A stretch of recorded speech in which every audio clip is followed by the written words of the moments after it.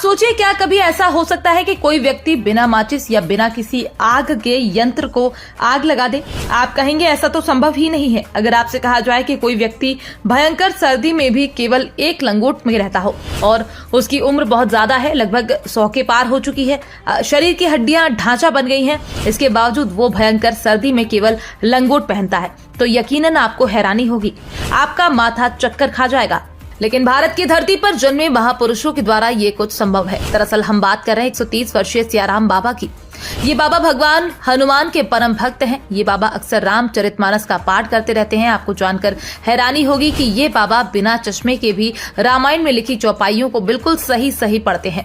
उम्र 100 के पार होने के बावजूद इनकी आंखों की रोशनी नौजवानों जैसी है। इन सियाराम बाबा के आश्रम मध्य प्रदेश में खरगोन जिला मुख्यालय से करीब 65 किलोमीटर दूर भटियान गाँव में नर्मदा किनारे स्थित है। गाँव के लोग बाबा से जुड़ी कई चमत्कारिक घटनाएं अक्सर बताते नजर आते हैं।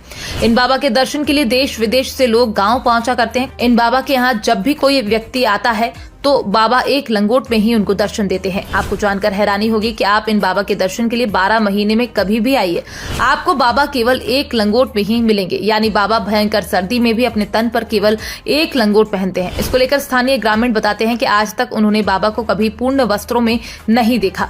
बाबा के भक्त लोग बताते हैं कि ध्यान साधना के बल पर सियाराम बाबा ने अपने शरीर को मौसम के अनुकूल ढाल लिया है। बाबा की उम्र 100 के पार होने के बावजूद बाबा अपना पूरा काम स्वयं ही करते हैं। वो स्वयं अपना भोजन बनाकर खाते हैं। श्रद्धालु बताते हैं कि बाबा ने 10 सालों तक खड़े होकर तप किया था। बाबा के बारे में किसी को अधिक जानकारी नहीं है। बाबा को लेकर ग्रामीण आगे बताते हैं कि जिस मंदिर में बाबा पूजा पाठ करते हैं उस मंदिर पर दीवार होने के बाद कान लगाने पर भी घंटी की आवाज आती है।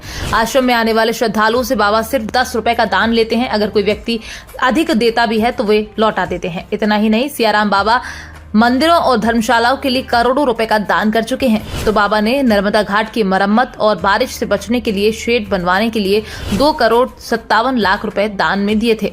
ये पैसा उन्हें आश्रम की डूब के मुआवजे के रूप में दिया गया था। वहीं एक निर्माणाधीन मंदिर के शिखर निर्माण के लिए सियाराम बाबा ने 5 लाख रुपए का भी दान कर चुके हैं।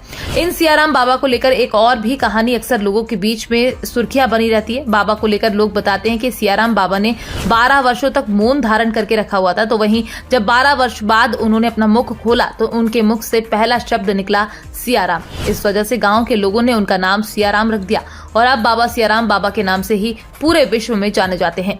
इन्हीं बाबा का एक वीडियो भी बीते दिनों सोशल मीडिया पर खासा वायरल हुआ था, जिसमें सियाराम बाबा ने अपने तप की शक्ति से दीपक को जला दिया था। फिलहाल आपको हमारी ये खबर कैसी लगी? आप इन चमत्कारी बाबा को लेकर क्या कहना चाहते हैं? इसको लेकर आप अपनी राय हमारे साथ कमेंट में लिखकर साझा कर सकते हैं।